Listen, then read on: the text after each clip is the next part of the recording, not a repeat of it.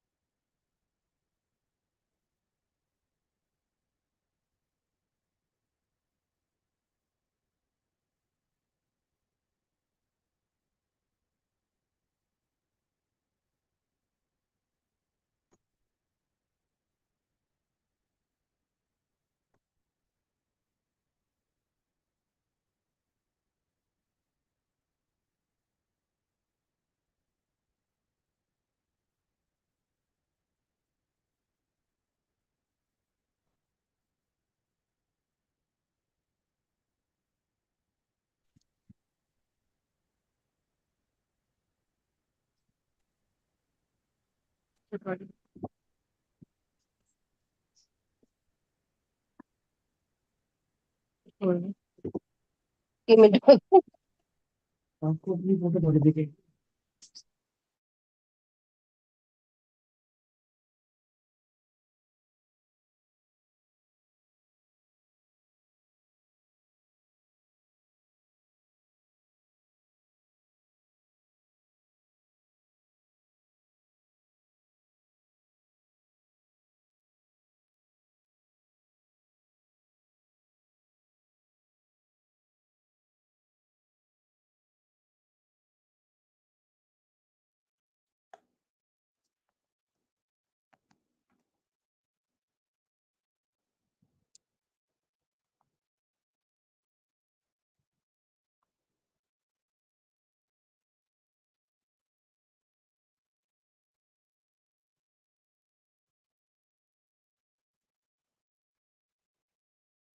हरे Krishna.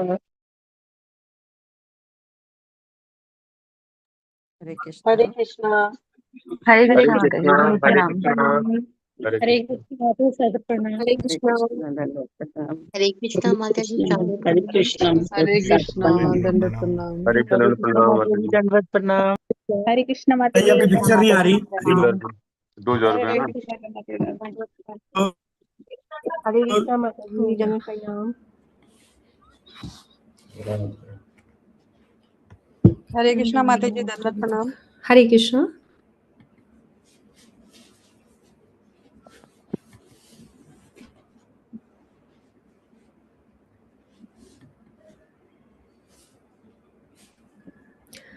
Okay, हरे कृष्णा सभी भक्तों को दंडवत प्रणाम। आवाज आ रही है क्लियर मेरी? माता जी क्लियर आ रही है। आ रही है माता जी।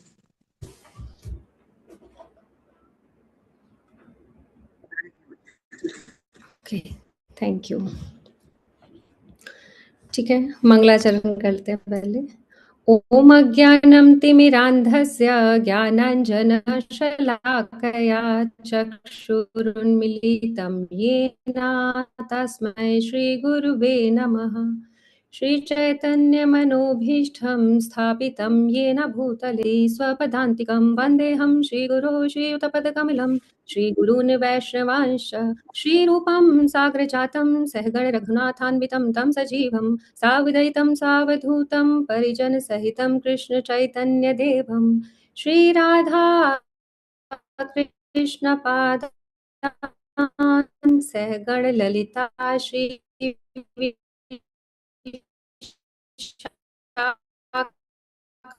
दुःखान्वितांश हे कृष्ण करुणा सिंधु दीनबन्धुपते गोपेश गोपिका कांत राधा कांत नमस्तुते तप्त कांचन गौरांगी राधे वृंदावनेश्वरी वृषभानुसुते देवी प्रणमामि हरिप्रिय वाञ्छाकल्पितरुभ्यश्च कृपा सिन्धुभ्य वैष्णवेभ्यो नमो नमः। जय श्री कृष्ण चैतन्य प्रभु नित्यानंद श्री अद्वैत गदाधर श्रीवासादि गौर भक्त वृंदा। हरे कृष्णा कृष्णा कृष्णा हरे हरे हरे राम राम राम हरे हरे। नमो विष्णुपादाय कृष्णपृष्ठाय भूतले श्रीमते भक्तिवेदांत स्वामिनिति नामिने नमस्ते सरस्वते देवे गौरवाणी प्रचारिणे निर्विशेषा शून्यवादी पाश्चात्य। हरे कृष्णा। तो आप सभी भक्तों का बहुत बहुत स्वागत है आज की स्पेशल क्लास में, जो कि आज पुरुषोत्तम मास स्टार्ट हुआ है। क्लियर आ रही है? जानते हैं आज से जो है अधिक मास प्रारंभ हो रहा है, जिसे पुरुषोत्तम मास और खर मास भी इसे कहा जाता है। तो माता जी, क्यों कहा जाता है? माता जी आवाज कट कट के आ रही है। हाँ आपकी आवाज। यस माता जी। एक तो ना मैंने आपको लिंक भेजा ना, वो आप ग्रुप में भेज दीजिए, क्योंकि 100 से अगर ज्यादा होंगे तो सब लोग आ जाए। अच्छा ठीक है माता जी, मैं भेजती हूँ। आवाज ज्यादा ब्रेक हो रही है? हाँ आपकी आवाज भी थोड़ी डिस्टर्ब आ रही है आज। अभी बेटर है पहले से? अच्छा सॉरी माता जी, मैं आपको बनाना भूल गई।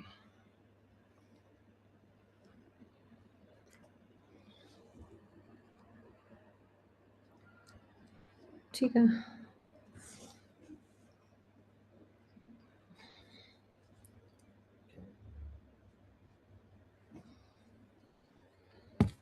मैंने लिंक शेयर कर दिया है और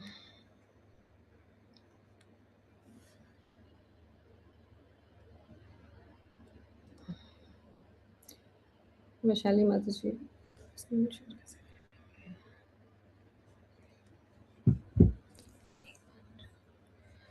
ओके।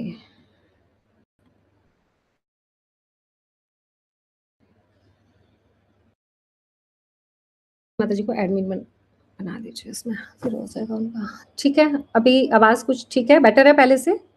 हाँ जी माता जी, पहले थैंक यू जी माता जी। तो हम शॉर्ट में थोड़ा सा बस जानेंगे इसको कि पुरुषोत्तम मास जो है इसको अलग अलग नामों से क्यों पुकारा जाता है ना। जैसे कि इसे कहा जाता है अधिक मास, मल मास।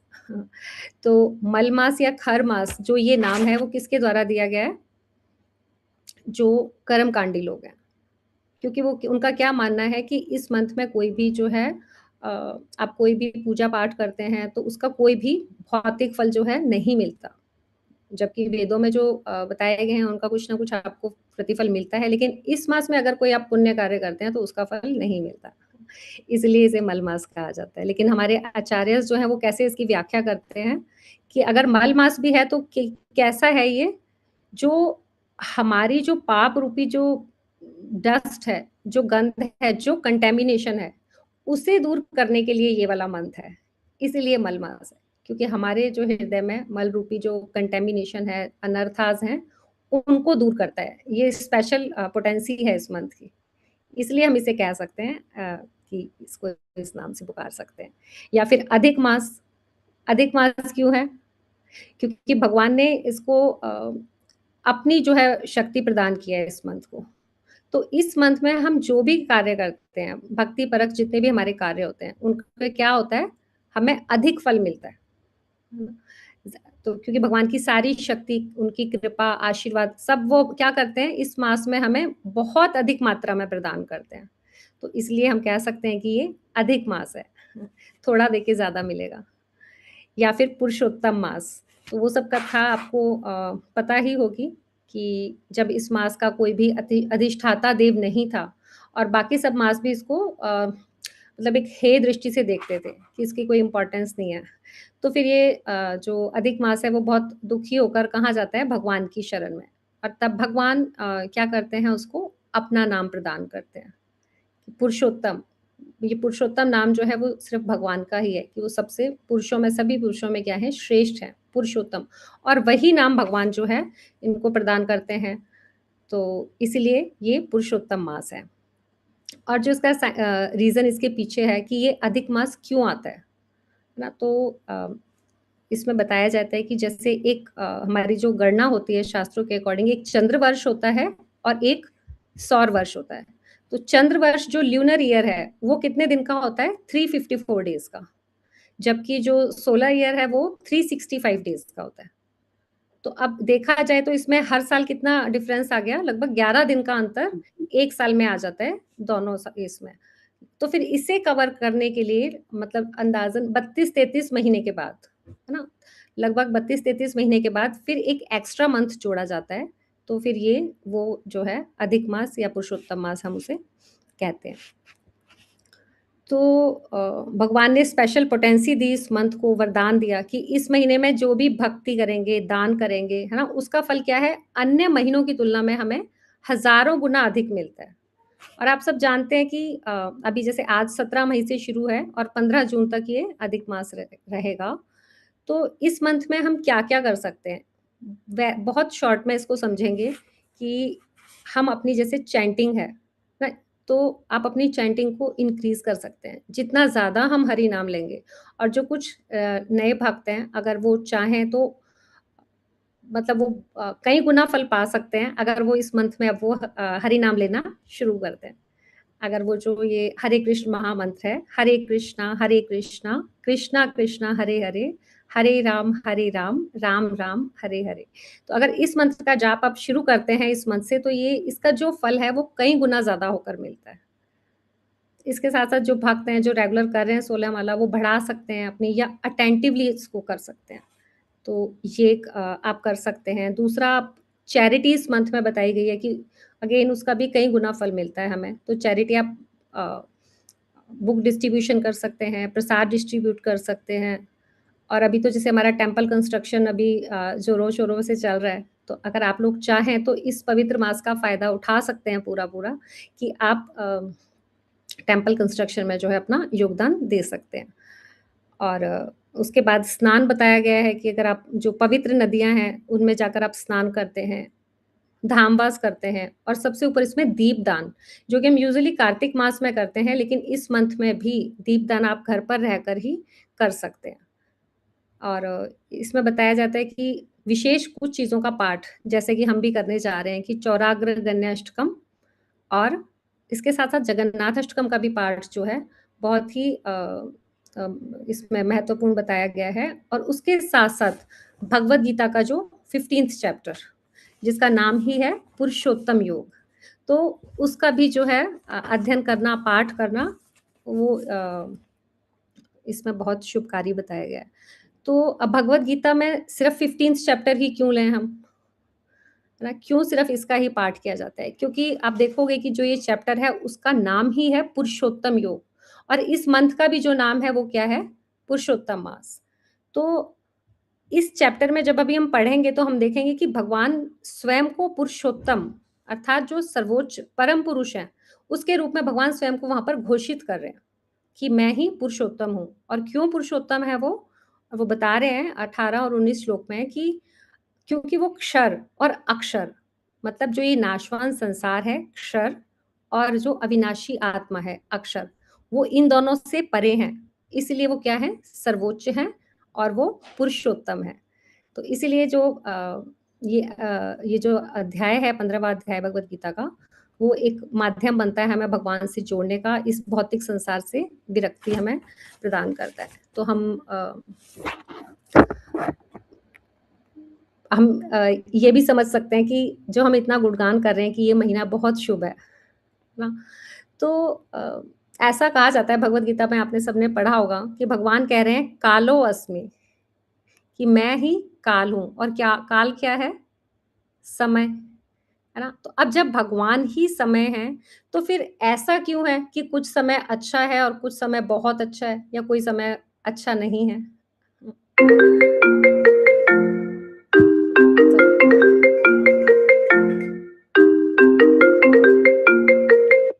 सॉरी।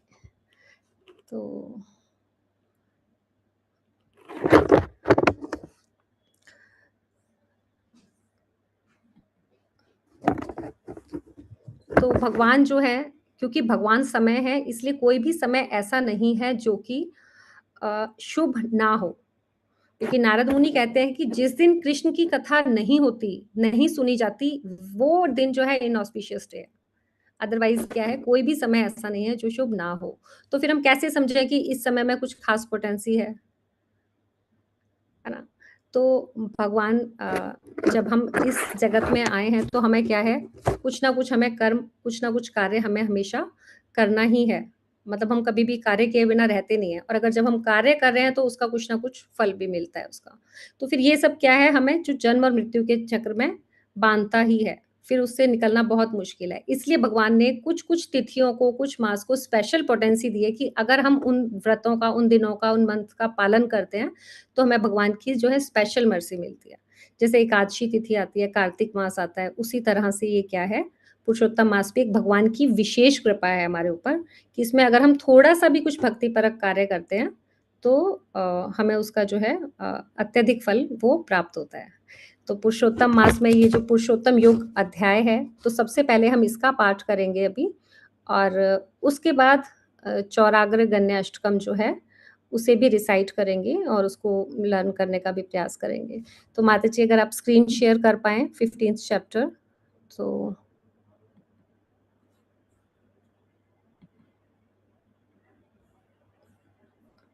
हम स्टार्ट करते हैं इसका। हाई बोल। माता जी कर रहे हैं।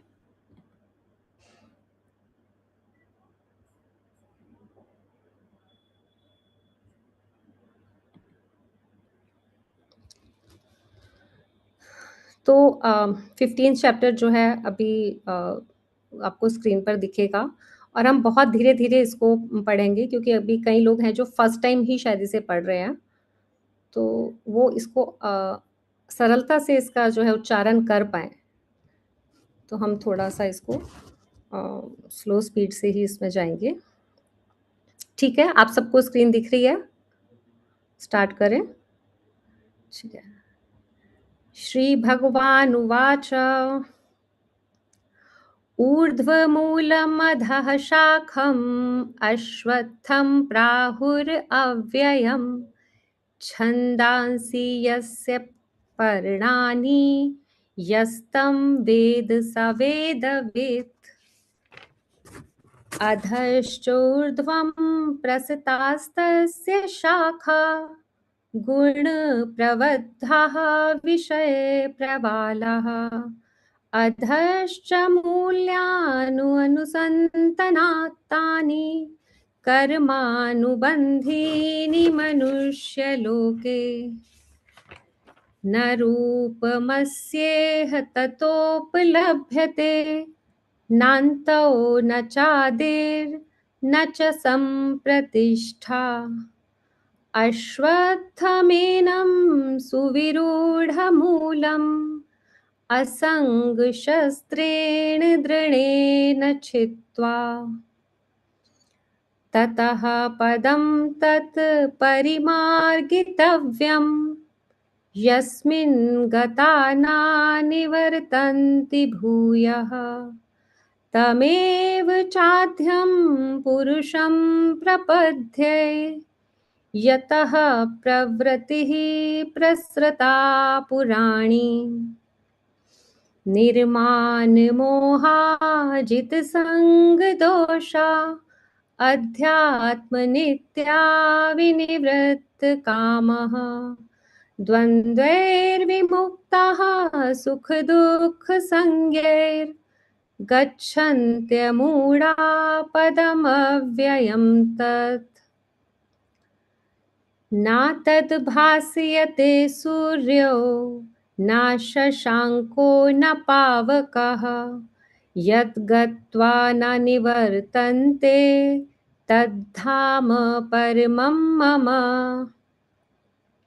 ममैवांशो जीवलोके जीवभूतः सनातनः मनः षष्ठानीन्द्रियाणि प्रकृतिस्थानि कर्षति। शरीरं यद्वाप्नोति यच्चाप्युत्क्रामतीश्वरः गृहीत्वैतानि संयाति वायुर्गन्धानि वाशयात्। श्रोत्रं चक्षुः स्पर्शनं च रसनं घ्राणमेव च अधिष्ठाय मनश्चायं विषयानुपसेवते। उत्क्रामान्तं स्थितं वापि भुञ्जानं वा गुणान्वितं विमूढानानुपश्यन्ति पश्यन्ति ज्ञानचक्षुषः।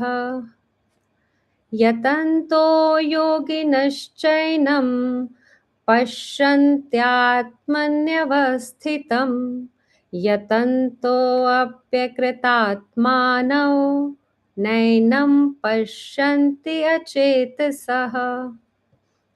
यदादित्यगतं तेजो जगद्भासयतेऽखिलं यच्चन्द्रमसि यच्चाग्नौ तत्तेजो विद्धि मामकम्।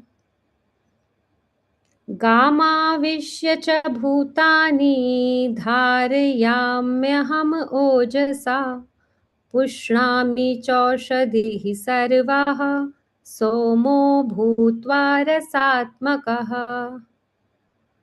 अहं वैश्वानरो भूत्वा प्राणिनां देहमाश्रितः प्राणापानसमायुक्तः पचाम्य अन्नं चतुर्विधम्।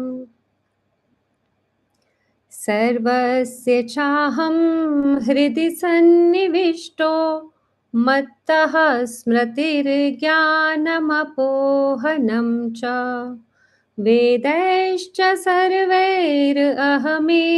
वेद्यो वेदान्तकृतवेदविद एव चाहम्। द्वाविमौ पुरुषौ लोके क्षरश्च अक्षर एव च क्षरः सर्वाणि भूतानि कूटस्थोऽक्षर उच्यते। उत्तमः पुरुषस्त्वन्यः परमात्मेत्युपउदाहृतः यो लोकत्रयम् आविश्य बिभ्रतव्य ईश्वरः। यस्मात्क्षरमतीतोऽहम् अक्षरादपि चोत्तमः अतोऽस्मि लोके वेदे च प्रथितः पुरुषोत्तमः। यो मामेवं सम्मूढो जानाति पुरुषोत्तमं स सर्वविद भजति मां सर्वभावेन भारत।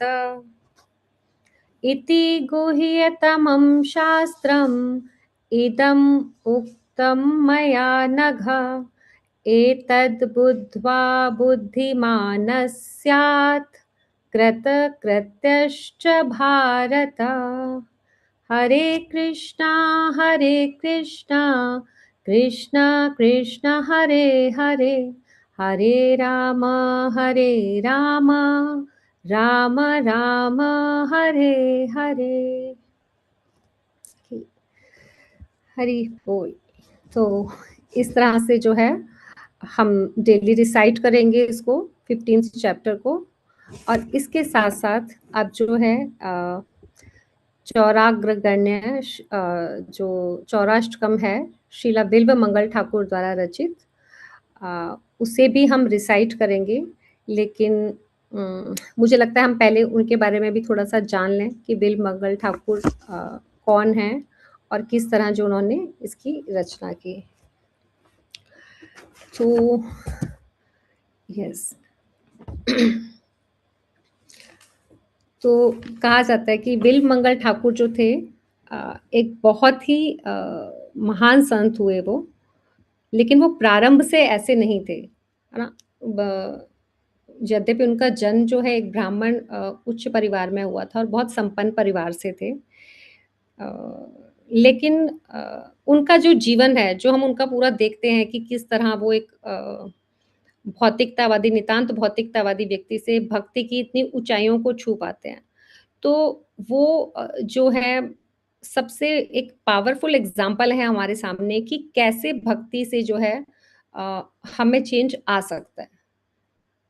कि बिल मंगल ठाकुर जो कि एक वैश्या से आसक्त थे और उसके अलावा उन्हें कुछ नहीं सूझता था, और वो इस स्टेज तक पहुंचे कि भगवान उनके साथ आकर स्वयं उनसे बातें किया करते थे।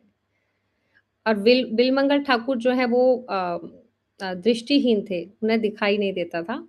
तो लेकिन मतलब उन्हें दिखाई नहीं देता था, लेकिन उन्होंने पूरे संसार को वो चक्षु प्रदान किए कि हम उससे भगवान को देख पाएं।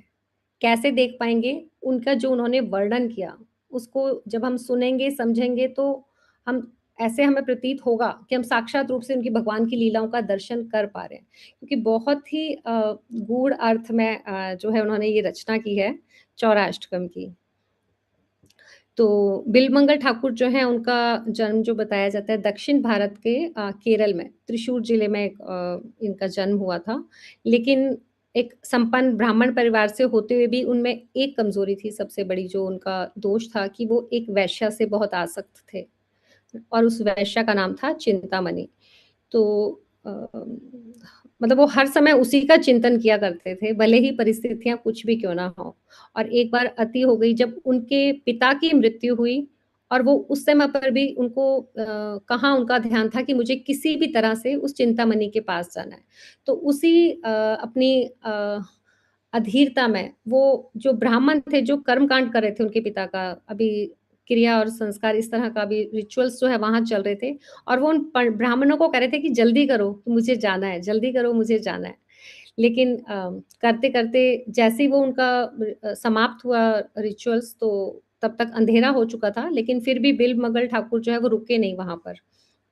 वो अंधेरे में भी जो है उसके चिंतामणि के घर के लिए चल पड़े। लेकिन जब वो नदी के पास पहुंचे, क्योंकि नदी पार करके ही उन्हें पहुंचना था, तो नदी तक पहुंचे तो वहां पर अंधेरा हो जाने की वजह से कोई नाविक नहीं था जो उन्हें लेकर जाता। तो उन्होंने एक तैरते हुए लकड़ी के फट्टे पर उसका सहारा लेकर वो नदी पार की।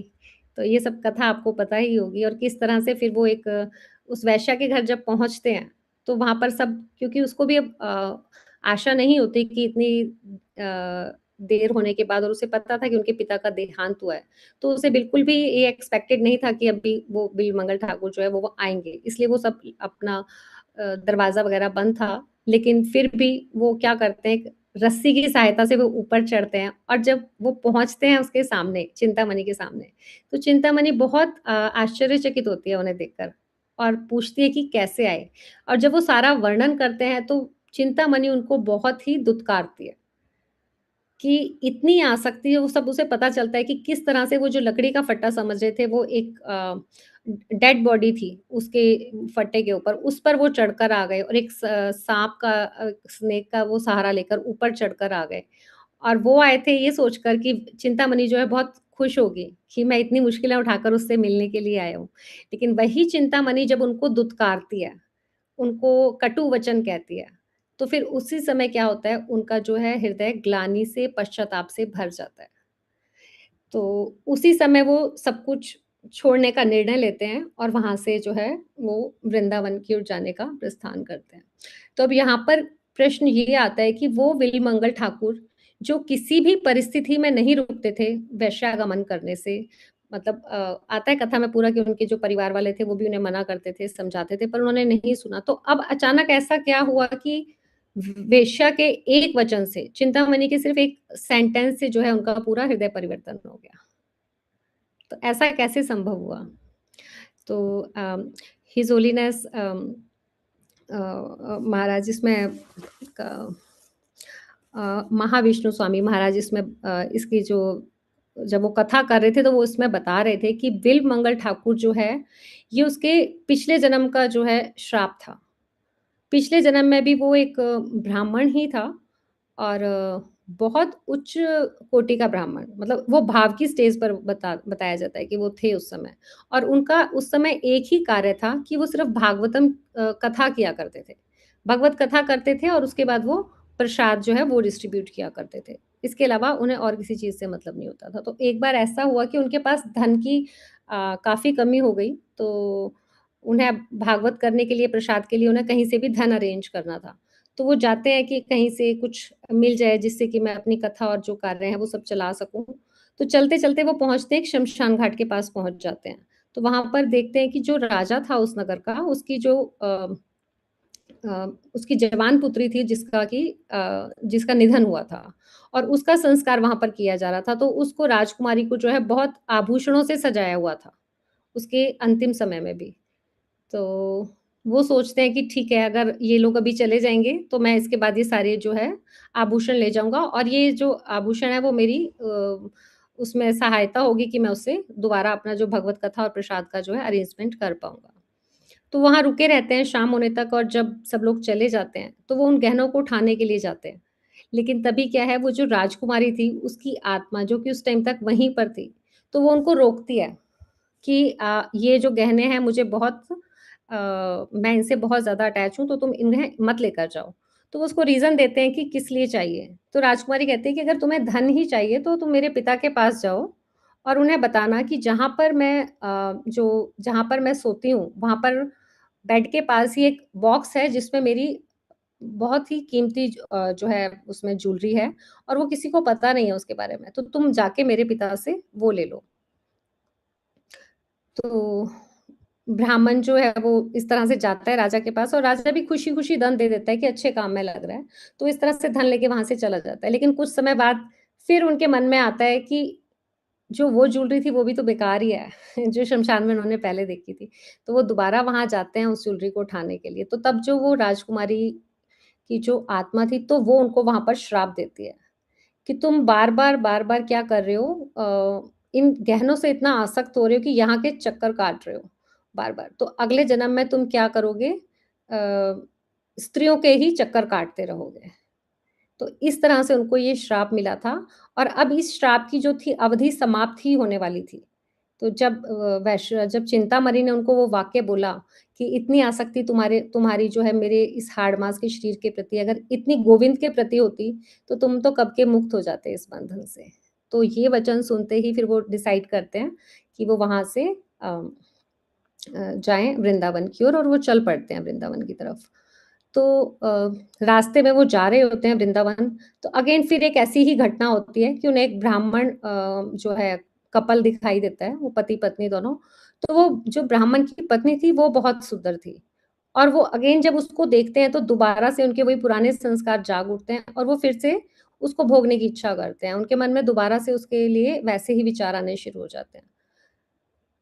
तो लेकिन जब उनको ये रियलाइज़ होता है कि मैं क्या कर रहा हूँ, मतलब मन में विचार आया लेकिन उन्होंने उस चीज़ को रियलाइज़ भी किया क्योंकि अब उनका चेंज हो चुका था, लेकिन फिर भी पुराने कह सकते हैं कि संस्कारों की वज़ह से उनके मन में ख़्याल आया।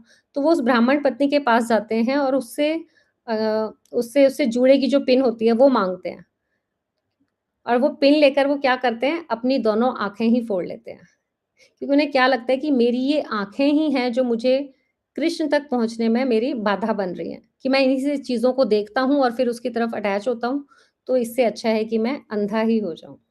तो इस तरह से वो पश्चाताप करते हैं और फिर वो नेत्रहीन थे, अब उन्हें कुछ नहीं दिखाई दे रहा था और फिर वो इस तरह से जो है वृंदावन पहुँचते हैं। तो वहाँ पहुँचकर वो जो उन्हें भिक्षा में मिल जाता है खाते हैं और वो वहीं पहुँचकर फिर वो बहुत सारी रचनाएँ जो है उन्होंने लिखी, काव्य लिखा भगवान की ग्लोरिफ़िकेशन में, भगवान की जो है स्तुति में। और कहते हैं कि जब वो पदों की रचना किया करते थे, उन्हें गाते थे, तो वो इतना सुंदर गाते थे और इतने भावपूर्ण उससे गाते थे कि भगवान स्वयं वहाँ पर जो है आते थे उनके भजन को सुनने के लिए। तो भगवान जो है एक छोटे बालक के रूप में वहाँ आते थे और उनके लिए कभी दूध भी लेकर आते थे और इस तरह से उनके साथ बैठते थे। और ये आप जब भी आप बिलमंगल ठाकुर को आप कहीं सर्च करेंगे या देखेंगे तो वही पिक्चर आती है कि एक वृद्ध जो है वहाँ पर वो बैठे हुए हैं और एक छोटा-सा बालक है जो, और वो वीणा बजा के भजन गा रहे हैं और भगवान वहाँ पर बाल रूप में बैठे हुए वो भजन सुन रहे हैं। तो इस तरह से जो है वो भक्ति की एक कह सकते हैं कि हम ऊँचाई तक वहाँ पर पहुँचते हैं। तो उन्हें अभी पता नहीं था कि वो वैसे भगवान हैं, लेकिन उन्हें लगता था कि कोई दिव्य बालक है। लेकिन एक दिन फिर क्या होता है कि वो चलते-चलते किसी गड्ढे में गिर जाते हैं, क्योंकि उन्हें दिखाई नहीं देता था। तो तब भगवान जब वो एक बाल रूप में आते हैं और अपना हाथ देकर उन्हें बाहर निकालते हैं। तो अभी तक भगवान उनसे बात करते थे, उनके साथ बैठते थे, उनके लिए दूध भी लाते थे, लेकिन अभी तक उन्होंने भगवान को कभी स्पर्श नहीं किया था। लेकिन अब वो जैसे ही स्पर्श करते हैं भगवान का वहाँ पर, तो वो समझ जाते हैं कि ये कोई साधारण बालक नहीं है और वो उनको पकड़ने का प्रयास करते हैं कि ये मेरे से जो है छूटे ना हाथ। तो उनको पूरा तरह से पकड़ने का प्रयास करते हैं और उधर से भगवान वहाँ से जो बाल रूप में थे, गोपाल नाम था, तो वो वहाँ से भागते हैं उनको छोड़कर। तो तब वो फिर वहाँ पर भी कुछ पदों की रचना करते हैं, कुछ श्लोक लिखते हैं जिसका जो भावार्थ है वो इस तरह से है कि अम मतलब वो ये कहना चाहते हैं कि मैं बहुत एक अशक्त बूढ़ा हूँ, है ना? मुझे दिख भी नहीं रहा और मैं भाग के तुम्हें पकड़ भी नहीं सकता। इसलिए तुम क्या हो, मेरे हाथ से छूटकर भाग रहे हो। तो तुम हाथ छुड़ाकर तो जा सकते हो, लेकिन अगर तुम मेरे हृदय से निकल कर दिखाओ, जो मैंने तुम्हें अपने हृदय में समाया हुआ है, अगर आप वहाँ से निकल कर दिखाओ तो मैं तुमको मानूँ।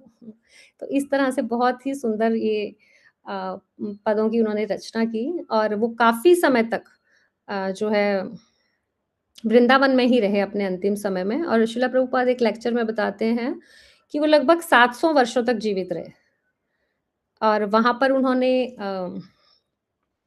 दीक्षा भी ग्रहण की। उन्होंने जो दीक्षा ली थी वो सोमगिरी नामक आचार्य थे, उनसे दीक्षा ली थी और उनका नाम पड़ा था लीला शुक। लीला शुक, शुक मीन्स तोता, और जो कैसा तोता, जो भगवान की लीलाओं का वर्णन करता है। और अंत समय तक उन्होंने यही किया, भगवान की लीलाओं का वो गान करते रहे। और आज भी आप देखेंगे कि वृंदावन में गोपीनाथ बाजार है, तो वहां पर उनकी समाधि है। और उनकी जो मुख्य उन्होंने जो ग्रंथों की रचना करी उसमें कृष्ण कर्णामृतम, जो कि महाप्रभु को ये बहुत ही प्रिय था और महाप्रभु हमेशा उसको अपने साथ रखते थे। इसमें 300 से ज्यादा श्लोक हैं और राधा कृष्ण की जो है अष्टकालीय लीला का और उसका वर्णन है। इसके अलावा गोविंद दामोदर स्तुति है उनका ग्रंथ, जिसमें 71 श्लोक हैं। और उसके बाद अभी हम जैसे पाठ करने जा रहे हैं चौराग्र गण्य पुरुषाष्टकम। तो चौराग्र गण्य पुरुषा अष्टकम, तो इसका सबसे पहले मीनिंग समझेंगे कि इसका अर्थ है क्या। तो चोर आपको पता ही है। इसके बाद है अग्र, अग्र मीन्स सबसे आगे, मतलब सर्वश्रेष्ठ। गण्य, गण्य मीन्स एक ग्रुप, जैसे गण होता है, ग्रुप होता है, तो वो ग्रुप में सबसे आगे है। और किसका ग्रुप है वो? चोर, चोरों का। तो वो क्या है? बेस्ट थीफ है, चोरों में सबसे अग्रणी है। और उसके बाद है अष्टकम। अष्टकम, अष्टकम 8 जो आप जानते हैं संस्कृत में जो श्लोकों की रचना की जाती है। तो क्योंकि इसमें उन्होंने 8 श्लोक लिखे हैं भगवान की स्तुति में, और किस रूप में स्तुति कर रहे हैं भगवान की? एक चोर के रूप में। तो इसलिए जो है इसको चौराग्रगण्य अष्टकम कहा जाता है। तो अष्टकम हमें और भी बहुत सारे हम जैसे देखेंगे भी, जगन्नाथ अष्टकम का भी जो है इस मास में पाठ किया जाता है। और कार्तिक में हम सब दामोदर अष्टकम करते ही हैं, जो श्रील व्यासदेव ने लिखा है। इसके अलावा वल्लभाचार्य ने मधुराष्टकम लिखा है ना। तो इस तरह से इन्होंने भी जो है किसकी रचना की? इन 8 श्लोकों की रचना की। तो ये सभी जो आचार्यज हैं हमारे, तो वो ये श्लोकों की रचना क्यों करते हैं? इतने सारे हम अष्टकम के नाम ले रहे हैं, किस लिए? श्लोक के थ्रू ही क्यों भगवान की स्तुति कर रहे हैं? क्योंकि भगवान का एक नाम क्या है? उत्तम श्लोक, है ना। उत्तम श्लोक, तो इसके 3 मीनिंग होते हैं उत्तम श्लोक के। क्या है उत्तम?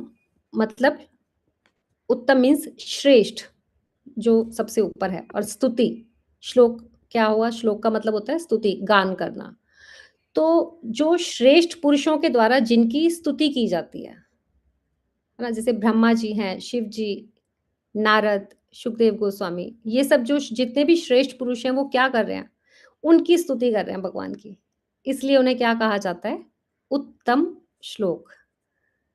और दूसरा, उत्तम को जब हम संधि विच्छेद करते हैं तो क्या बनता है, उत प्लस तम। और तम का अर्थ क्या होता है, डार्कनेस, और उत का अर्थ होता है बियॉन्ड। तो जो तम से परे है,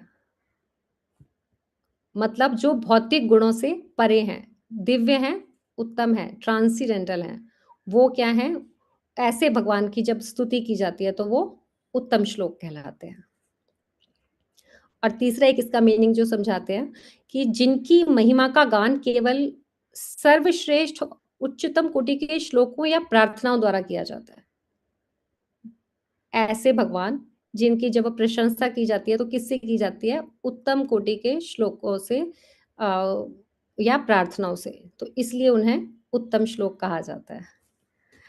तो इस तरह से जो है ये चौराष्टकम में 8 श्लोक हम देखते हैं कि वो लिख रहे हैं, और उनको कैसे प्रेयर कर रहे हैं, उनकी एज अ थीफ और ग्रेटेस्ट थीफ। छोटे मोटे चोर नहीं है वो, चोरों में भी सर्वश्रेष्ठ है, क्योंकि कृष्ण का नाम का जो मीनिंग है वो क्या है, आकर्षति इति कृष्ण, जो सबको अपनी ओर आकर्षित करते हैं।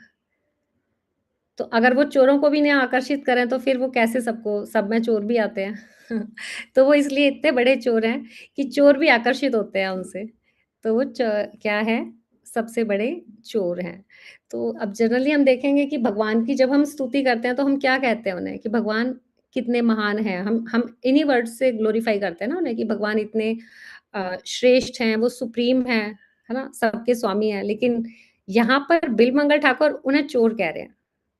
और जब आप अगर इसका सिर्फ मीनिंग पढ़ोगे आप, तो आपको लगेगा कि ये क्या कर रहे हैं, यहाँ पर उनको हर श्लोक में भगवान की क्रिटिसाइज कर रहे हैं उनको।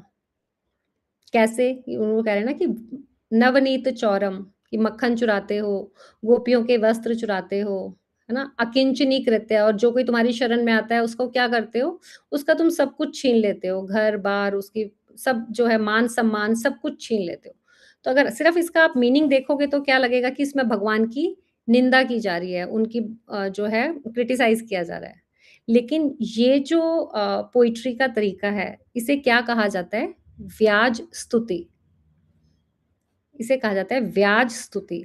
तो इसका मतलब क्या होता है व्याज स्तुति का, कि जब हम किसी बात की शुरुआत तो करते हैं निंदा या आलोचना से, मतलब हम स्टार्ट कर रहे हैं तो ऐसा लगेगा कि हम उस व्यक्ति की निंदा कर रहे हैं, आलोचना कर रहे हैं, लेकिन उसका पर्पस क्या है, उसका उद्देश्य क्या होता है, उसकी प्रशंसा करना। मतलब डायरेक्ट नहीं है, यहाँ पर इनडायरेक्ट उसकी प्रशंसा है। निंदा और आलोचना के माध्यम से जो प्रशंसा की जाती है तो फिर वो क्या कहलाता है, व्याज स्तुति। अगर आपने हिंदी पढ़ी है तो उसमें आपने ग्रामर में पढ़ा होगा, एक श्लेष अलंकार होता है ना, तो वही इसको श्लेष काव्य भी कहा जाता है। मतलब इसमें जो है दोहरे अर्थ वाले जो शब्द हैं उनका प्रयोग किया जाता है, जिसमें एक साथ बुराई भी हो रही है और उनकी प्रशंसा भी की जा रही है। तो ये बड़ा ही एक यूनिक वे है उनका लिखने का, बिलमंगल ठाकुर जी का, कि जिस तरह से उन्होंने भगवान का इसमें गुणगान किया है। तो जब हम इसको पढ़ेंगे तो इसको समझेंगे। आज तो हम इसका मीनिंग नहीं करेंगे एक श्लोक का, लेकिन कल से हम इसका मीनिंग स्टार्ट करेंगे। तो क्योंकि जब तक हमें मीनिंग नहीं पता होगा, हमारे उसको श्लोक को याद करने का भी कोई अर्थ नहीं रहेगा ना। जब हमें अर्थ नहीं पता होता और चौराष्टकम हम गा रहे हैं ना, ब्रजे प्रसिद्धम नवनीत चौरम, गाते रहें, लेकिन क्या है वो, तब सिर्फ क्या है वो एक म्यूजिकल कंपोजिशन ही लगेगी, क्योंकि उसका कोई प्रभाव नहीं हो रहा। प्रभाव क्यों नहीं हो रहा, क्योंकि उसका हमें भाव ही नहीं पता। उसका भाव पता होगा तो हम पर कुछ प्रभाव पड़ेगा ना। तो इसको ऐसे समझ सकते हैं कि अगर आप जमीन पर कहीं पत्थर फेंकते हैं तो क्या होता है, कुछ नहीं, एक ठक की आवाज आती है बस, ठीक है। लेकिन वही पत्थर अगर आप किसी नदी में फेंको तो क्या होगा, उसमें क्या है, जो रिपल्स बनने स्टार्ट हो जाएंगे, तरंगे उठती हैं उसमें, है ना, उसका मतलब असर दिखता है कि ये असर कर रहा है। तो उसी तरह से है, जब तक हमें मीनिंग नहीं पता किसी चीज का, तो हम क्या करते हैं, अपने हृदय रूपी जमीन पर अक्षर रूपी पत्थर फेंकते हैं बस, जिसका कोई प्रभाव नहीं हो रहा। लेकिन जब अगर हमारे हृदय में प्रेम है, रस है, और हम अर्थ को समझ रहे हैं और उस भाव को स्मरण करते हुए, उस लीला का स्मरण करते हुए जब हम उसका उच्चारण करेंगे, तो फिर क्या होगा, हम उस प्रेम की अनुभूति कर पाएंगे, जिसकी अनुभूति बिल मंगल ठाकुर ने की थी जब उन्होंने इन पदों की रचना की थी। तो अभी हम इसको रिसाइट करेंगे पूरा, और इसका जो मीटर है,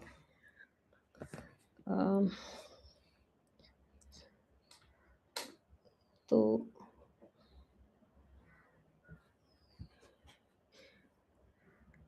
फर्स्ट वर्स में एक बार अलग से पहले बोल देती हूँ, ताकि आपको इसका मीटर पता चले कि हमने कैसे गाना है, फिर उसी तरह से हम बाकी के जो इसके श्लोक हैं वो भी गाएंगे इसको।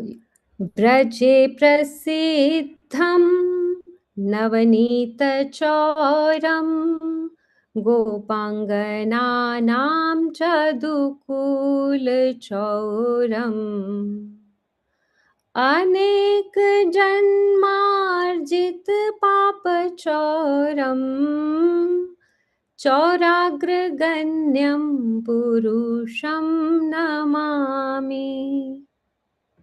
ठीक है, क्लियर है सबको? तो आप लोग स्क्रीन आपको दिख रही है, तो आप साथ साथ जो है इसको आप जैसे म्यूट मोड पर हैं उसी पर, लेकिन इसके साथ साथ जरूर गाइए इसी ट्यून में, तो आप इसको अच्छे से रिलीज कर पाएंगे। और हम इसे याद भी करेंगे, लेकिन अभी सब हम इसको सिर्फ गाएंगे।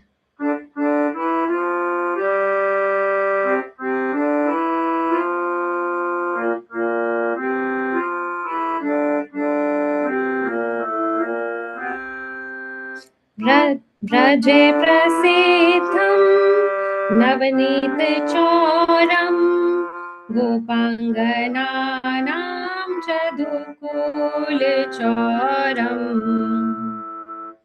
ठीक है, आवाज क्लियर आ रही है? लाउड तो नहीं है म्यूजिक पीछे की, सुनाई ना दे? ठीक है, थैंक यू। स्टार्ट करते हैं इसको।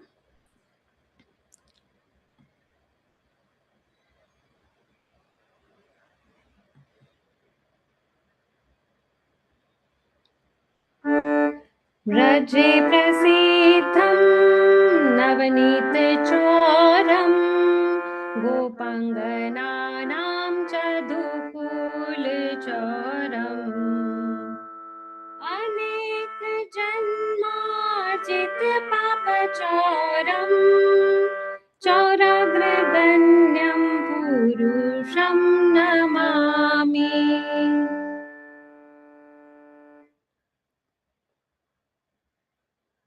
माता जी साथ साथ कीजिए इसको। ठीक है, ये ब्रजे प्रसिद्धं नवनीत चौरम गोपांगनानां चदुकुल चौरम अनेक जन्मार्जित पाप चौरम चौराग्रगण्यं पुरुषं नमामि। श्रीराधिकाया हृदयस्राधिकाया हृदयस्य चौरं नवाम्बुदश्यामलकान्तिचौरम् पदाश्रितानां च समस्तचौरं चौराग्रगण्यं पुरुषं नमामि। अकिञ्चनीकृत्य पदाश्रितं या करोति भिक्षुं पथिगेहहीनम्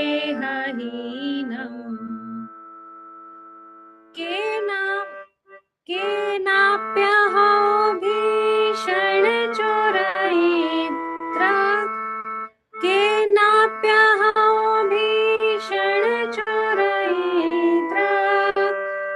दृष्टश्रुतो वा न मया कदापि माता जी लास्ट लाइन इसमें केनाप्यः भीषण चोरयित्र दृष्टा श्रुतो वा न जगत्रयेऽपि यदीयनामापि हरत्यशेषम् गिरिप्रसारानपि पापराशि यदीयनामापि हरत्यशेषम् गिरिप्रसारानपि पापराशि आश्चर्यरूपो ननु चारयित्रा दृष्टः श्रुतो वा न जगत् आश्चर्यरूपो ननु चारयित्रा दृष्टः श्रुतो वा न कदापि धनं च मानं च तथेन्द्रियाणि प्राणांश्च हृत्वा मम सर्वमेव पलायसे कुत्र धृतोऽथ चोरा त्वं भक्तिदां नासि मया निरुद्धः छिनत्सि घोरं यं पाशबन्धं भिनत्सि भीमं भव पाशबन्धम् छिनत्सि सर्वस्य समस्तबन्धं नैवात्मनो भक्तकृतं तु बन्धम् मन्मानसे तामसराशि घोरे कारागृहे दुःखमये निबद्धः लभस्व हे चोर हरिचिराय स्वचौर्यदोषोचितमेव दण्डम् लभस्व हे चोर हरिचिराय स्वचौर्यदोषो मये चित्तदण्डम् कारागृहे वस सदा हृदयमदीये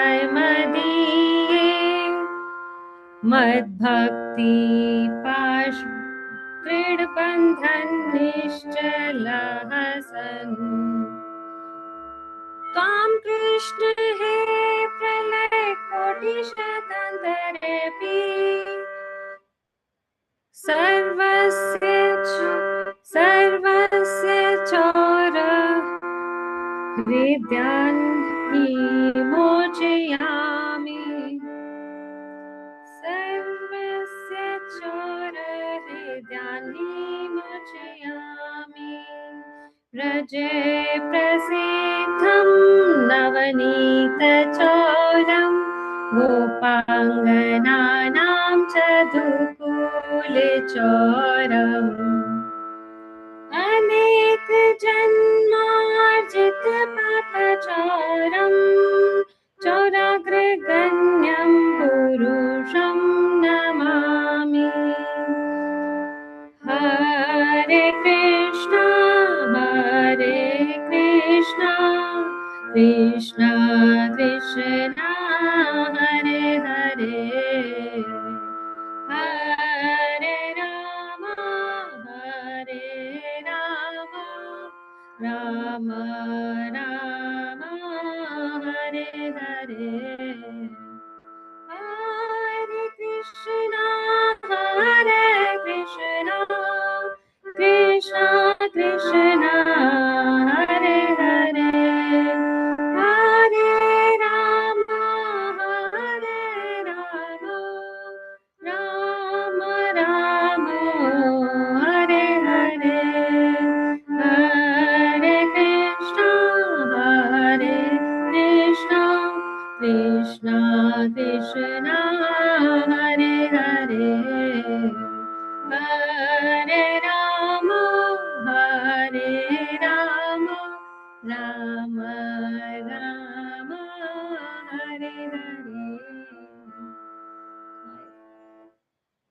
श्री श्री चौरागरे गणेशम की जय, शीला बिल्व मंगल ठाकुर की जय, जगत गुरु शीला प्रभुपाद की जय।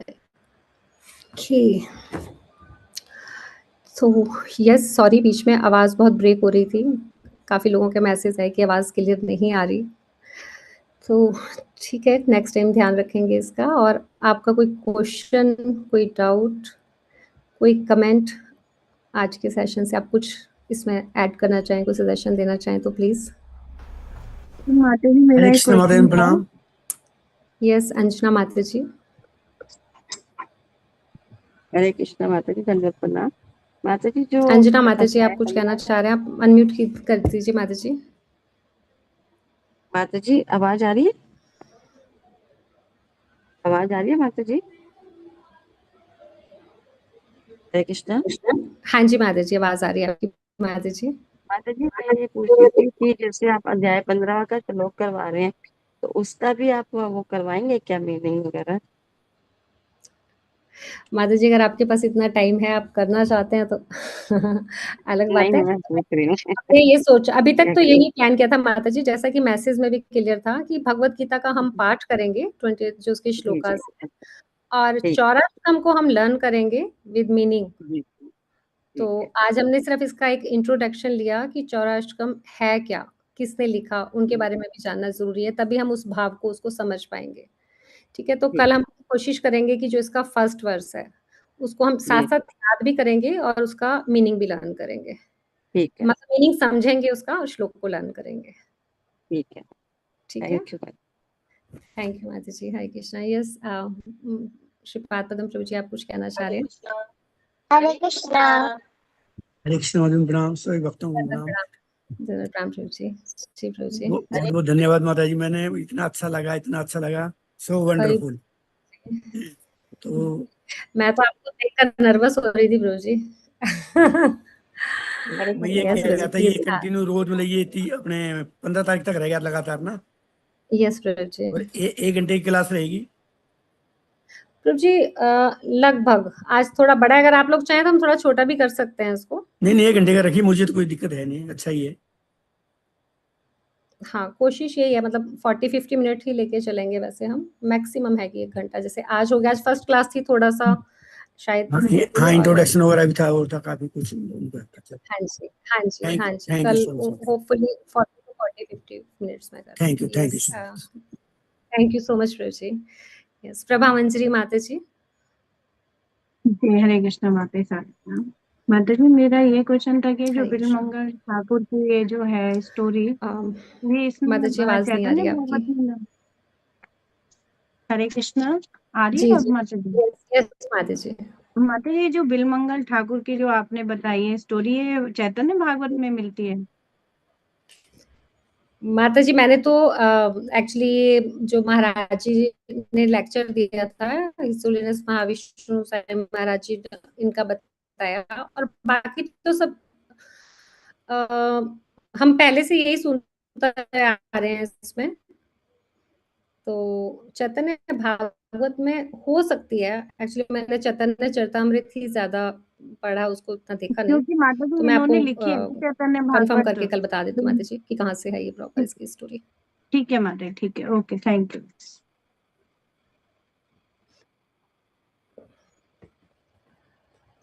यस हाँ, यस सुकांता गोपीनाथ प्रभु जी। हरे कृष्णा माता जी, thank you so much, very nice माता जी, वेरी वंडरफुल। मैं देख रहा था वो चौराष्टकम जो आवाज पहले भी सुना यस था। अभी हरि आ बोल रही है प्रभु आवाज जी। माता जी? यस यस प्रभु जी अब आ रही है ऑडियो। आवाज आ रही है। थैंक यू सो मच माता जी, इट वाज अ वंडरफुल बड़ी सेशन। बात है। और 1 घंटा बहुत, इट वाज ऐसे लग रहा था कि चलना चाहिए। अभी मैं सोच रहा था कि अभी मीनिंग शुरू होगा, बट देखा कि आपने वो टाइम हाँ हो गया था। आज it was first super. Class में तो मुझे लगा आज इंट्रोडक्शन है, मीनिंग हम कल से स्टार्ट कर लेंगे प्रभु जी इसका। जी जी जी, वेरी नाइस माता जी, थैंक यू सो मच माता जी, thank you so thank much. You for your Hare encouraging, thank you Krishna. ठीक है, तो हरे कृष्ण। ठीक है, आज की क्लास हम एंड करते हैं। तो कल जो है इसी टाइम पर, यस मीरा माता जी कोई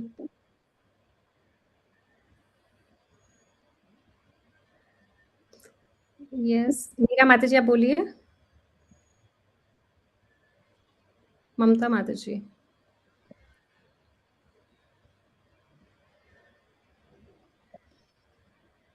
आवाज नहीं आ रही है आपकी माता जी।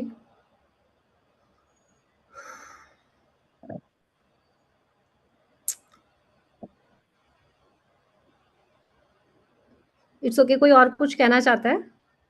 माता जी की तो आवाज नहीं आ रही शायद। हरे कृष्ण माता जी। यस माता जी। हरे कृष्णा जी माता जी। You have sung very beautiful songs. It's just touch our heart, and I try to uh, imagine the Krishna in the very beautiful way. Yes माता जी, अभी इसका मीनिंग क्लियर होगा तब और अच्छे से इसको फील कर पाएंगे कि क्या उसमें कहा जा रहा है, जब हम इसके मीनिंग करेंगे। कल ही, मतलब ज्यादा टाइम नहीं है आपको, कल ही हम फर्स्ट श्लोक तो कल ही इसका डिस्कस करेंगे, तो फिर मीनिंग के साथ और ब्यूटीफुल हो जाएगा ये। Very beautiful. Yes, thank you. Hare Krishna. Hare Krishna. आप सभी भक्तों का एक बार बहुत हम माता जी का धन्यवाद करेंगे, हरे कृष्णा महामंत्र बोलकर हम सभी। हरे कृष्ण हरे हरे कृष्णा कृष्णा हरे हरे राम हरे राम राम राम हरे का बहुत बहुत धन्यवाद इस सेशन में जुड़ने के लिए, उत्साह बढ़ाने के लिए, हरे कृष्णा माता जी। मुझे ये मौका देने के लिए कि मैं कुछ अपना प्यूरिफिकेशन कर पाऊँ इसके माध्यम से। थैंक यू वेरी मच बस ऐसे ही अपना आशीर्वाद बनाए रखिए। Thank you so much. Hare Krishna माता जी, दंडवत प्रणाम। पतितानां वैष्णवेभ्यो अनंत वैष्णव की जय। जगत गुरु श्रील प्रभुपाद की